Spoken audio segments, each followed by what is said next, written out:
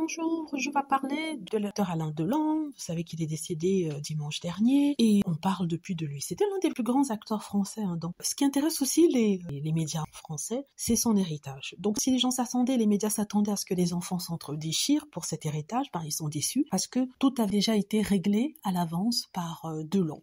Oui, avant son décès, il y a des années, il avait déjà réglé sa succession. Il avait été décidé que c'était sa fille qui prendrait la charge et recevrait 51% sur tous ses biens, n'est-ce pas? Même le droit de regard sur l'utilisation de son image, sur les droits d'auteur, oui, c'est elle qui est la patronne, on va dire, et les autres 49% sont divisés entre les deux autres frères. Si vous ne le savez pas, Alain Delon, c'était l'une des plus grandes stars françaises de son époque, c'était une icône, c'était quelqu'un de très fortuné parce que ce n'est pas quelqu'un qui claquait l'argent, il investissait, il disait qu'il était très bon avec son argent, il n'avait pas un style de vie flashant, et sa propriété de Douchy, on parle de plusieurs millions, mais celle-là, ils ne vont pas la vendre apparemment vu qu'il sera enterré là-bas. Oui, c'est sa fille, Anouchka Delon, qui a 51% de part sur sa succession. Les frères Anthony Delon et Alain Fabien ont fini par accepter la décision de leur père et accepter les 49% autres restants. Je me pose la question, normalement, les enfants doivent avoir une part équitable selon la loi française, et une part équitable dans la succession.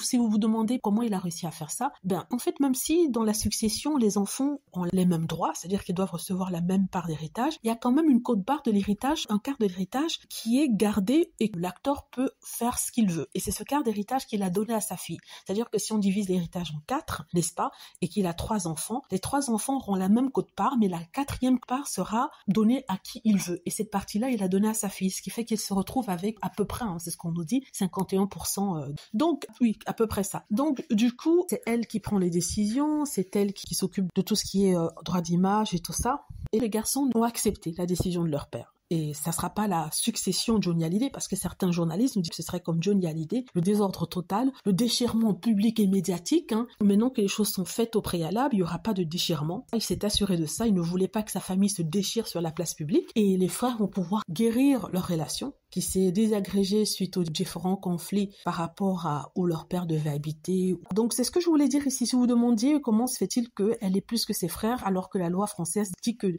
les enfants doivent avoir les mêmes parts, c'est ça. Voilà, dites-moi ce que vous en pensez, j'espère que vous avez aimé la vidéo, n'hésitez pas à cliquer sur like si c'est le cas, à vous abonner pour plus de vidéos et à cliquer sur la petite cloche afin de être averti lorsque je poste une nouvelle vidéo. Merci.